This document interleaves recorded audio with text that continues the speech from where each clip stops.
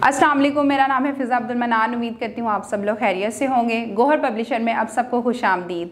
हमारा मोटो है redefining the geography of education through digital resources for conceptual learning, और हमारी किताब का नाम है Gauhar grace Urdu play group 3+। जी, अब हम शुरू करने जा रहे हैं सफ़ा नंबर 45। इसमें मौजूद है सीन की कुछ सरगर्मियाँ, लेकिन उससे पहले कुछ हदायत हैं जो कि उस्ताज़ा के लिए हैं। इसको पढ़ने के बाद आप बच्चों को रंग भरने में रहनुमाई कर सकेंगे। जी बच्चों, तो हमारे पास सरगर्मी नंबर 1 में मौजूद है सीन पर उंगली फेरें और लिखें। सीन पर उंगली फेरें और लिखें। Scene scene. जी, तो अब हम लिखने जा रहे हैं नुक्तों की मदद से। और वो हम कैसे लिखेंगे? पहले नुक्ते को मिलाएंगे दूसरे के साथ, ऊपर लेके जाएंगे, प्याला बनाएंगे, एक और प्याला बनाएंगे और इसको नीचे लेकर आएंगे एक बड़े प्याले के साथ, और ये मुकम्मल हो जाएगा हमारा सीन। एक बार और लिख के दिखाती हूँ आपको। पहले नुक्तों को मिलाएंगे दूसरे के साथ, एक छोटा सा प्याला बनाएंगे, एक और प्याला बनाएंगे और इसको एक बहुत बड़े प्याले के साथ कर देंगे हम मुकम्मल, और ये हो गया हमारा सीन मुकम्मल। बाकी की सरगर्मी किसी बड़े की रहनुमाई से मुकम्मल करें। अब हम बढ़ते हैं अपनी सरगर्मी नंबर 2 की तरफ, जो कि है मिसाल के मुताबिक तस्वीर के नाम के पहले हर्फ के गिर्द दायरा लगाएं। यहाँ पे हमारे पास मौजूद है सीन के 2 दोस्त, एक है सांप, सेब, और हमने इसको क्या करना है? दायरा लगाना है।